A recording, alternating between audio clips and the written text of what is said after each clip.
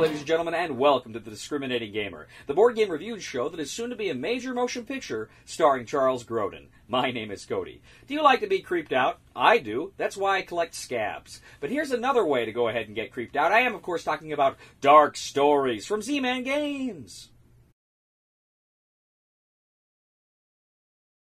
Now, Dark Stories from Z-Man Games is a pretty unusual game in a lot of respects. It's not a conventional game. In fact, I can't tell you it's from, 2 to 6 players or whatever, because really you can play this with as many people as you want. You could even play it by yourself if you wanted, though I don't think that would be as much fun. This is a game that kind of thrives on a lot of people participating.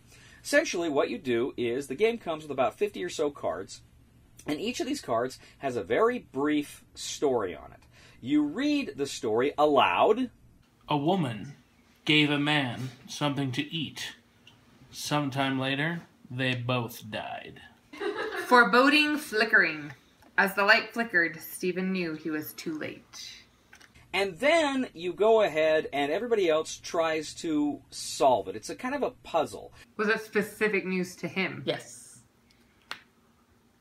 Was it Jared Fogle? Yes. No. A lot of these things deal with murder or death or some other kind of creepy scenario, and you're trying to figure out, now, what's going on here? How do we get from A to B? The amount of money is relevant. Yes. Oh, for insurance. Did insurance play into this? No. Electric chair? Yes. He was the executioner? No. He was the lawyer? Yes. Questions are flying, and essentially people can take as long as they want, but they can only ask really yes or no questions. The person who's kind of moderating it, who reads, they know what the answer is, and they can answer yes, they can answer no, and of course sometimes with these yes-no questions they have to be very careful and diplomatic about the language they're using, exactly what constitutes a yes or a no in a specific situation. But that is essentially it. They keep guessing until they get it right or until they give up. That's the game. Dark Stories is...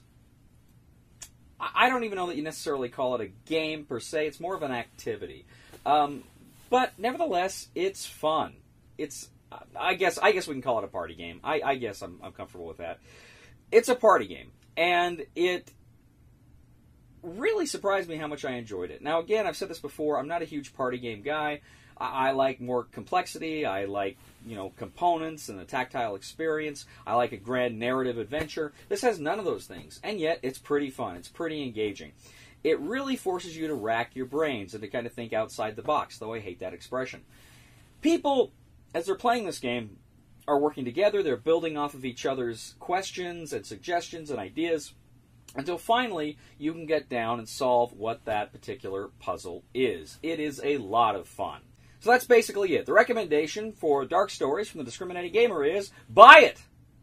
Thank you once again for joining us today on The Discriminating Gamer. As always, we ask you to please leave a comment for us on YouTube, on Board Game Geek, on our Facebook page, or on thediscriminatinggamer.com. We ask you to please like us on Facebook and subscribe to us on YouTube. We are The Discriminating Gamer, and I'll tell you a dark story. Ben Affleck is still going to be Batman. I still can't get behind it. I'm sorry. Please somebody help me on my feet again, and I don't know where I'm